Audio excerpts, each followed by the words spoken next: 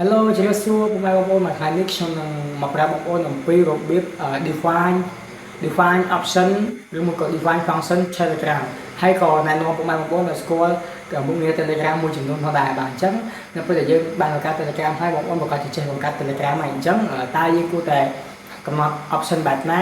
កំណត់តែ function បែបណា define function បែបណារបៀបណាដើម្បីឲ្យ Telegram យើងមានសុវត្ថិភាពគ្មានអ្នក hack បាននិង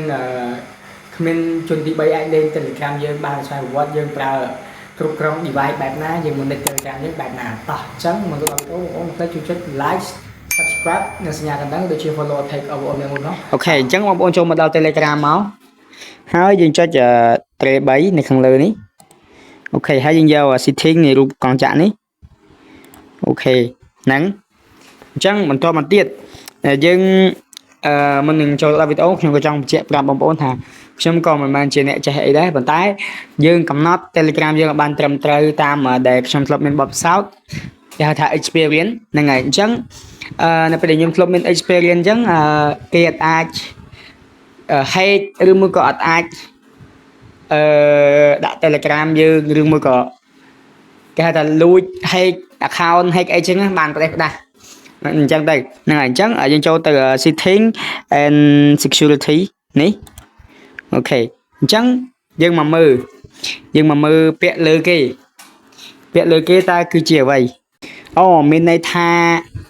ឥឡូវខ្ញុំសូមបញ្យល់កន្លែង auto delete នេះហ្នឹងហើយ auto delete មានន័យថាអូខេអញ្ចឹងពេលយើងចុចចូលកន្លែង delete ហើយវាឃើញ off មួយថ្ងៃអញ្ចឹង auto delete មានន័យថា Telegram យើងពេលដែលយើងនិយាយជាមួយនរណាម្នាក់ហ្នឹងហើយនៅពេលដែលយើងនិយាយជាមួយនឹងបុគ្គលណាម្នាក់មិនមែនតែបុគ្គលណាម្នាក់ទេគឺគេហៅថាបើនិយាយទៅលើ ampli បាសបងប្អូនដែលលេងបើនិយាយចាំនេះគឺថា admin គ្រប់គ្រងទាំងស្រុងមកគឺវា control ចាំតិចបងគឺមានន័យថាវា control ទាំងស្រុងទៅលើប្រព័ន្ធ Telegram ឬមួយក៏ system Telegram នឹងតែម្ដងហ្នឹងហើយអញ្ចឹងបងប្អូនមើលបងដាក់មួយថ្ងៃឲ្យវាលុបយើងនិយាយអញ្ចឹងកន្លែងនេះកន្លែងស្អីគេ custom my time នេះកន្លែងក្រោមវានេះ set custom time set អីគេមានន័យថាយើងធ្វើការកំណត់ខ្លួនឯងអញ្ចឹងមានន័យថាយើងដាក់ប្រមាណឥឡូវយើងមើលទៅយើងបោកមើលនេះយើងអោសមើលមកអូខេអញ្ចឹងខ្ញុំសុំដាក់ខ្ញុំអត់ហ៊ានដាក់នេះទេអូខេខ្ញុំដាក់off ហ្នឹងហើយដាក់ថា off ហើយយើងចុចខាងក្រោមនេះមកអូខេខ្ញុំសូមកំណត់សាថ្មីខ្ញុំខ្លាចខ្ញុំកំណត់ខុសអញ្ចឹងវាធ្វើការលុបឯកសារក៏ដូចជាអ្វីដែលយើងមានក្នុងគ្រប់ព្រមទាំងអ្វីផ្សេងទាំងអស់អញ្ចឹងកន្លែងហ្នឹងយើងត្រូវប្រយ័ត្នផងដែរហ្នឹងហើយ one day មួយថ្ងៃហើយយើងដាក់ប្រហែលខែអីចឹងណា21 weeks អូខេអញ្ចឹងខ្ញុំដាក់មួយសប្តាហ៍អញ្ចឹងទៅ20សប្តាហ៍21សប្តាហ៍អូខេវានឹងធ្វើការលុបអញ្ចឹងខ្ញុំអោសទៅក្រោមវិញខ្ញុំ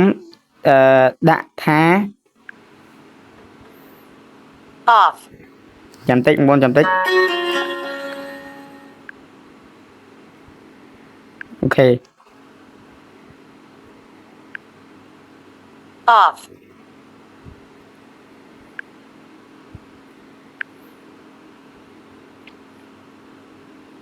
off អូខេខ្ញុំនឹងដាក់ថាពាក្យថា off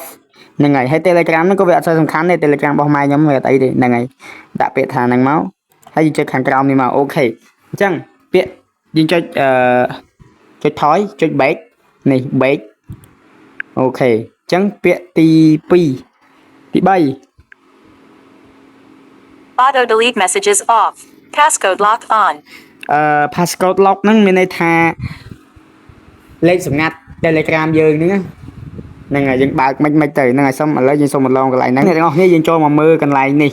យើងចូលមកមើលពាក្យនេះអូខេយើងចូលមកមើលពាក្យនេះមកវាមានអីខ្លះសុំមើលទៅពីពាក្យ privacy phone number nobody ចឹង phone number កន្លែង phone number ហ្នឹងជារួមទៅកន្លែងហ្នឹងគឺជាកន្លែងដែលយើងកំណត់អ្វីដែលយើងចង់កំណត់ហ្នឹងហើយវាមានច្រើនអញ្ចឹងខ្ញុំសូមកំណត់តាមអ្វីដែលខ្ញុំធ្លាប់មានធ្លាប់យល់ធ្លាប់ដឹងហ្នឹងហើយអញ្ចឹងខ្ញុំសូមកំណត់ នេះ phone number ចឹងគេសួរថា who can see phone number who can see phone number ចឹងមានន័យថាខ្មែរយើងខ្ញុំអត់សូវប៉ាន់អង់គ្លេសទេប៉ុន្តែខ្មែរយើងមានន័យថាតើភូនរណាតើនរណាម្នាក់ដែលអាចមើលលេខទូរស័ព្ទយើងឃើញអញ្ចឹងធម្មតាលេខទូរស័ព្ទយើងមិនគូដាក់ឲ្យគេឃើញតែពីទៅហ្នឹងទេស្បែកគេហេគេអីចឹងអ្នកដែលមិនស្គាល់មុខអញ្ចឹងលេខទូរស័ព្ទយើងបាននិយាយទៅឲ្យចំទៅតែយើងគួរចង់បិទឬក៏ចង់បើកអញ្ចឹងយើងមានសិទ្ធិដាក់ថាចាំតិចមុនយើងដាក់ថា nobody ឬ my contact everybody មានន័យថា public អ្នកណាក៏អាចដែរ nobody my contact មានន័យថា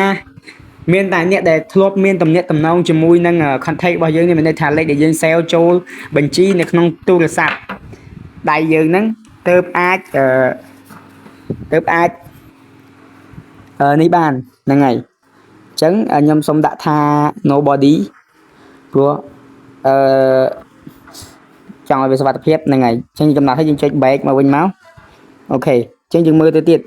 last in online ហ្នឹងតើនរណាគេដែលអាចមើលឃើញយើង online ចុងក្រោយហ្នឹងហើយដែល online ចុងក្រោយគេហ្នឹង last in online មានន័យថាតើនរណាម្នាក់ហ្នឹងដែលអាចមើលយើងគេហៅថាមើលឃើញយើង online ចុងក្រោយគេអញ្ចឹងខ្ញុំដាក់ថា everybody អូខេអញ្ចឹងយើង back ទៅវិញទៅអូខេអញ្ចឹងពាក្យទី3ខ្ញុំបង្ហាញតែកន្លែងណាដែលខ្ញុំបានដឹងទេអញ្ចឹងអានេះ profile photo ហ្នឹងតើនរណាម្នាក់ទេដែលអាចមើលឃើញរូបនៅលើ profile យើងអញ្ចឹងធម្មតាយើងប្រុសស្អាតកុំឲ្យគេឃើញច្រើនពេកនឹងដាក់ my contact ទៅឬក៏ឥឡូវសូមដាក់ថា everybody ចុះអូខេសូមដាក់ everybody ហើយបន្ទាប់ពីយើងដាក់ everybody ហើយវានឹងលោតពាក្យ done ហើយហ្នឹងហើយលោតពាក្យ done អូខេហ្នឹងអញ្ចឹងយើងមកមើលទីពាក្យទីនេះពាក្យ call ហ្នឹងហើយ calls អញ្ចឹងតើនរណាអាច call មកយើងបានយើងដាក់ everybody ទៅហ្នឹងហើយវាលោតចឹងស្រាប់នេះបើយើងដាក់ចេះយើងចុច done មកយើងដាក់ចេះអត់អីទេហ្នឹងហើយអញ្ចឹងតើនរណាម្នាក់មានសិទ្ធ call មាន nobody អីចឹងទៅដូចគ្នា voice messenger កន្លែង voice messenger ហ្នឹងមានន័យថាតើនរណាម្នាក់មានសិទ្ធ voice មានថតសំឡេងដូចយើងនិយាយ Telegram ផ្ញើតែគ្នាទៅវិញទៅមកអញ្ចឹងតើនរណាមានសិទ្ធនិយាយទាំងអស់គ្នាឬក៏ទំនាក់ទំនងរបស់យើងឬក៏គ្មាននរណាម្នាក់អីចឹងទៅយើងដាក់មកអូខេ Messages ហើយ Messenger ផ្ញើសារតើនរណាអាចផ្ញើសារទៅកាន់អ្នកបានអីចឹងទៅហើយនេះបងប្អូនអាចកំណត់ខ្លួនឯងទៅហើយកន្លែងអស់នេះគឺខ្ញុំអត់ទាន់បានស្រាវជ្រាវទេសូមអធិស្ឋានផងបងប្អូនហ្នឹងហើយដែលខ្ញុំអត់ទាន់បានស្រាវជ្រាវទេកន្លែងហ្នឹងបន្ទាប់មកគឺយើងមកមើលនៅលើវិញយើងមកមើលនេះកន្លែង invite ហ្នឹងគេថាដំណបតភ្ជាប់យើងចុចមើលមកតើនរណាម្នាក់ឥឡូវខ្ញុំសុំស្ដាប់សិនថាគេនិយាយថាម៉េចអូខេខ្ញុំស្ដាប់កន្លែងនេះគេដាក់ថា add me មានន័យថាបន្ថែមខ្ញុំអញ្ចឹងណា These users will or will not be able to add you to groups and channels regardless of the settings above អូខេអញ្ចឹងតើនរណាម្នាក់អាច add យើងបានចូល group មានន័យអាចទាញយើងចូល group ផ្ដេសផ្ដាស់ដោយគ្មានការអនុញ្ញាតពីយើងហ្នឹងបើគាត់ឲ្យ link យើងចូលបានតែបើឲ្យទាញយើងចូល group ផ្ដេសផ្ដាស់គឺมันអាចទេអញ្ចឹងខ្ញុំដាក់ថា contact ដូចគ្នាហ្នឹងហើយគឺมันអាចទាញខ្ញុំចូល group ផ្ដេសផ្ដាស់ចូល group អីផ្សេងទៅมันចប់វយទេខ្ញុំហ្នឹងហើយអូខេអញ្ចឹងកន្លែងហ្នឹងគឺយើងកំណត់បែបហ្នឹងយើងកំណត់ហើយខ្ញុំបំបាក់ខ្ញុំសុំបង្ហាញទៅថ្ងៃអញ្ចឹងយើងកំណត់ហើយអស់ហើយយើងចុចថយមកអូខេអញ្ចឹងយើងចុចថយមកយើងមកមើលកន្លែង data and storage នេះ Data and storage នេះយើងចុចផ្លាច់មកហ្នឹងហើយអូខេយើងចុចមកវាមានកន្លែងនេះបងប្អូនគឺកន្លែងបិទ download auto អូខេអញ្ចឹងយើងបិទមកពីនេះយើងបិទមកកុំឲ្យវា download អីផ្ដេសផ្ដាស់ហ្នឹងហើយពេលយើងចូលមើលវីដេអូគេវា download auto អញ្ចឹងយើងបិទមកអូខេបិទ បិទមកមុនបិទចានេះ When roaming. When roaming. អូខេអានេះ Photos. អានឹងទុកវាទៅបងប្អូនហើយអាកន្លែងនេះគឺ channel យើងចង់ដោត private down ពី channel ឲ្យវា load auto down ពី group down ពី channel down private កន្លែងហ្នឹងណាអូខេអញ្ចឹងខ្ញុំកំណត់បានហើយបើមានខាខុសឆ្គងឬក៏